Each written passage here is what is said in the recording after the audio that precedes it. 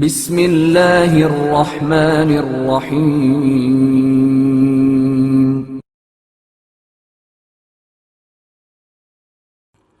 حضرت فاطمہ سلام اللہ علیہا کا عیادت کے لیے آنے والی خواتین سے خطاب۔ جب جناب سیدہ سلام اللہ علیہا کی بیماری نے شدت اختیار کی تو مہاجرین و انصار کی عورتیں عیادت کے لیے آئیں اور انہوں نے آپ کی مزاج پرسی کی تو رسول زادی کے دل کا درد ان الفاظ میں ظاہر ہوا: خدا کی قسم، میں نے اس حال میں صبح کی ہے کہ میں تمہاری دنیا سے بیزار اور تمہارے مردوں سے ناراض ہوں۔ میں نے لوگوں کو برداشت کرنے کے بعد دور کر دیا ہے اور انہیں پرکھنے کے بعد ان سے ناراض ہو گئی ہوں۔ حیف ہے کہ شمشیر اس طرح کند ہو جائے اور سنجیدگی کے بعد یہ تماشے شروع ہو جائیں، سر پتھر سے ٹکرائے جائیں، نیزے شگافتہ ہو جائیں، فکریں بہک جائیں اور خیالات میں لغزش پیدا ہو جائے۔ ان لوگوں نے بہت برا انتظام آخرت کے لیے کیا ہے کہ خدا کو ناراض کیا ہے اور ہمیشہ عذاب میں رہنے والے ہیں۔ یقیناً یہ ذمہ داری ان کی گردن پر ہے اور یہ بوجھ ان کے کاندھے پر ہے، اس کا عار انہی کے سر ہے۔ اب تو اونٹ کی ناک کٹ چکی ہے اور وہ زخمی ہو چکا ہے اور اب ظالمین کے لیے صرف ہلاکت ہے۔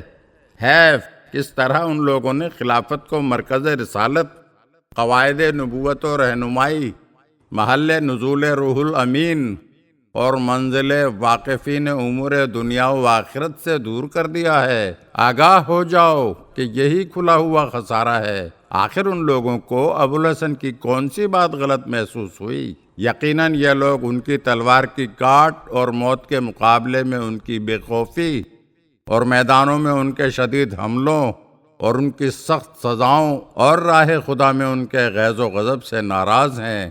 خدا کی قسم، اگر یہ لوگ روشن راستے سے ہٹ جاتے اور واضح دلیل کو قبول کرنے سے کنارہ کش ہو جاتے تو وہ یقیناً انہیں واپس لے آتے اور بات منوا لیتے اور نرمی کے ساتھ راستے پر چلاتے کہ نہ اونٹ زخمی ہوتے، نہ مسافر کو زحمت ہوتی، نہ سوار خستہ حال ہوتا، بلکہ انہیں صاف شفاف چشمے پر وارد کر دیتے جس کے کنارے چھلک رہے ہوں اور اطراف میں کوئی کثافت نہ ہو۔ وہاں یہ سب کو سیراب کر کے باہر لاتے اور خفیہ و علانیہ نصیحت کرتے۔ وہ خلافت حاصل کر لیتے تو نہ دنیا کا کوئی فائدہ حاصل کرتے اور نہ کسی عطیے کو اپنے لیے مخصوص کرتے، علاوہ اس کے کہ صرف پیاس بجھانے اور شکم سیر کرنے بھر کا سامان لے لیتے۔ ان کا زہد دنیا پرستوں سے نمایاں ہوتا اور لوگ سچے اور جھوٹے کو محسوس کر لیتے۔ اور اگر ان بستیوں کے لوگ ایمان لے آتے اور تقوی اختیار کرتے تو ہم ان پر آسمان اور زمین کی برکتوں کے دروازے کھول دیتے، لیکن انہوں نے تکذیب کی تو ہم نے ان کے اعمال کے سبب جو وہ کیا کرتے تھے انہیں گرفت میں لے لیا۔ اور ان میں سے جن لوگوں نے ظلم کیا ہے عنقریب ان پر بھی ان کے برے اعمال کے وبال پڑنے والے ہیں اور وہ اللہ کو عاجز نہیں کر سکتے۔ آگاہ ہو جاؤ، آؤ اور سنو، اور جب تک زندہ رہو گے دنیا کے عجائبات دیکھتے رہو گے، اور سب سے زیادہ عجیب تو ان کے اقوال ہیں۔ کاش مجھے معلوم ہوتا کہ ان لوگوں نے کس مدرک کا سہارا لیا ہے اور کس ستون پر بھروسہ کیا ہے، یہ کس دستے سے وابستہ ہیں اور کس ذریت پر ظلم کر کے تسلط پیدا کیا ہے۔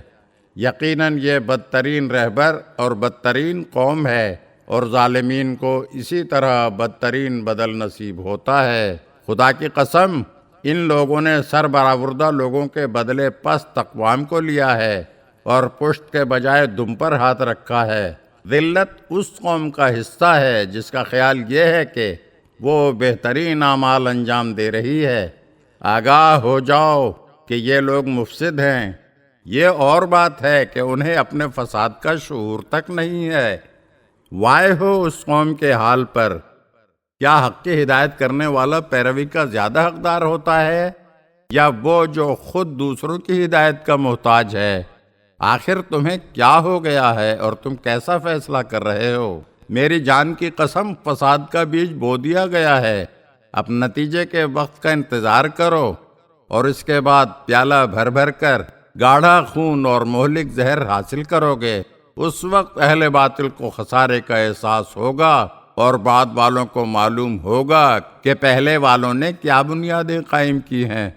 جاؤ اپنی دنیا میں عیش کرو اور اپنے دل کو فتنوں سے مطمئن کرو اور بشارت حاصل کرو کہ عنقریب کاٹنے والی تلوار اور بدترین ظالم کے حملے، ہماگیر حرج و مرج اور ستمگروں کا ستم سامنے آنے والا ہے، جو تمہارے واسطے حسرت کا موقع ہوگا کہ تمہارا انجام کیا ہوگا اور تمہیں اس کی خبر بھی نہیں ہے۔ کیا وہ تمہیں زبردستی اس بات پر آمادہ کر سکتے ہیں جسے تم ناپسند کرتے ہو؟ اگر آپ ہمارے چینل کی نئی ویڈیوز دیکھنا چاہتے ہیں تو ہمارے چینل کو سبسکرائب کریں اور گھنٹی کے بٹن کو دبائیے تاکہ ہر آنے والی ویڈیو آپ کو جلد موصول ہو سکے۔ اور ہاں، لائک اور شیئر ضرور کیجیے اور اپنے قیمتی کمنٹ سے ہمیں آگاہ کیجیے۔ شکریہ۔